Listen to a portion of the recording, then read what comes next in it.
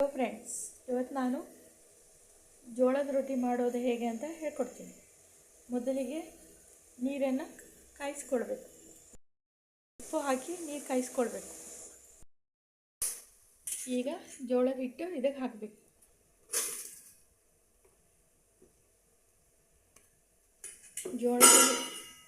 ಜೋಳದ ಹಿಟ್ಟು ಹಾಕಿ ನಂತರ ಇದನ್ನು ಕಲಿಸ್ಕೊಳ್ಬೇಕು.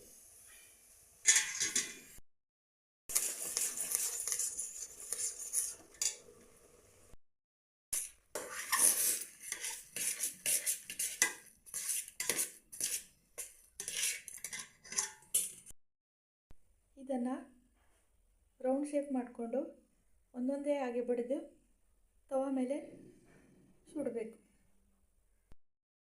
ನೋಡಿ ಫ್ರೆಂಡ್ಸ್, ಈ ರೀತಿ ಗಟ್ಟಿ ಕಲಸಿಟ್ಕೊಳ್ಬೇಕು. ಎಷ್ಟು ಕಲಸಿಡ್ತೀವಿ ಅಷ್ಟು ಉಬ್ಬುತ್ತದೆ.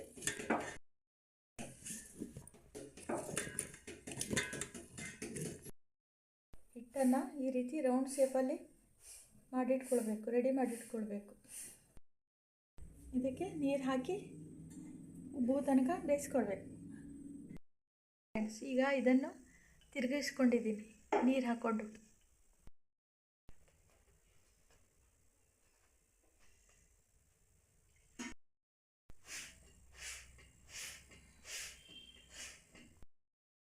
ಈ ರೀತಿ ನೀರು ಹಚ್ಕೊಳ್ಬೇಕು ರೊಟ್ಟಿಗೆ. ನಂತರ ಮಡಚೋದು. ಇದಕ್ಕೆ ಎಣ್ಣೆ ಹಾಕಬಾರ್ದು. ಫ್ರೆಂಡ್ಸ್, ರೊಟ್ಟಿ ಯಾವ ರೀತಿ ಉಬ್ಬಿದೆ, ಇದೇ ರೀತಿ ರೊಟ್ಟಿ ಉಬ್ಬಿ ಇರಬೇಕು, ಹಾಗೆ ಗಟ್ಟಿಯಾಗಿರಬೇಕು. ತಿನ್ನೋದಕ್ಕೆ ಚೆನ್ನಾಗಿರುತ್ತೆ. ಈ ರೀತಿ ರೊಟ್ಟಿಯನ್ನು ಬಡ್ಕೊಳ್ಬೇಕು. ಬಡ್ಕೊಂಡು ರೌಂಡ್ ಶೇಪಲ್ಲಿ ಬರೋಂಗೆ ಬಡ್ಕೊಳ್ತಾ ಇರಬೇಕು. ಇಲ್ಲಿ ನೋಡಿ ಫ್ರೆಂಡ್ಸ್, ಈ ಥರ ರೊಟ್ಟಿ ಬಡಿಬೇಕು. ರೌಂಡ್ ಶೇಪ್ ಬರಬೇಕು, ಅಲ್ಲಿವರೆಗೂ ಬಡ್ಕೊಳ್ಬೇಕು.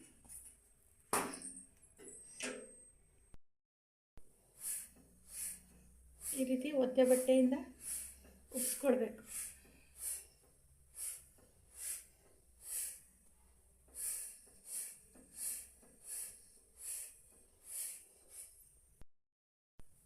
ಬೇಕಿದ್ರೆ ಸ್ವಲ್ಪ ಲಟ್ಟೈಸ್ಕೊಳ್ಬೇಕು. ಇದು ಸ್ವಲ್ಪ ಬಡಿದು ಸ್ವಲ್ಪ ಲಟ್ಟೈಸ್ಕೊಳ್ಬೇಕು.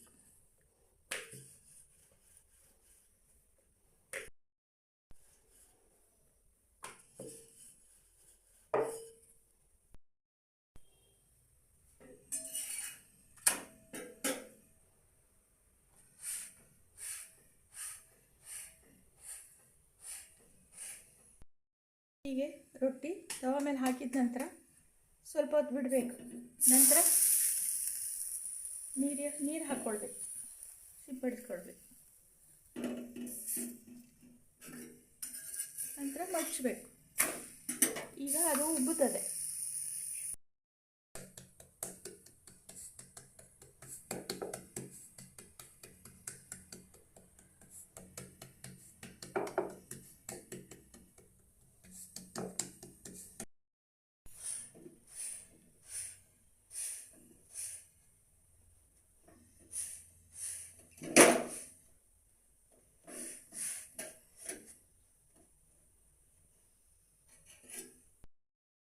ಇಲ್ಲಿ ನೋಡಿ ಫ್ರೆಂಡ್ಸ್, ಯಾವ ರೀತಿ ಉಬ್ಬಿದೆ.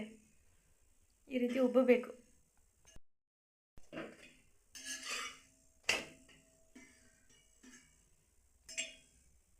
ಬಿಸಿ ಬಿಸಿಯಾದ ಉಬ್ಬಿದ ಜೋಳದ ರೊಟ್ಟಿ ರೆಡಿ.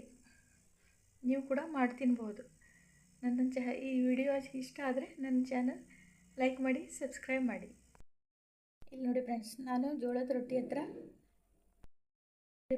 ನಾನು ಬಿಸಿ ಬಿಸಿಯಾದ ಜೋಳದ ರೊಟ್ಟಿ ಹತ್ರ ಮಾವಿನಕಾಯಿ ಜಾಮ್ ಮಾಡಿರೋದನ್ನು ತಿಂತಾ ಇದ್ದೀನಿ.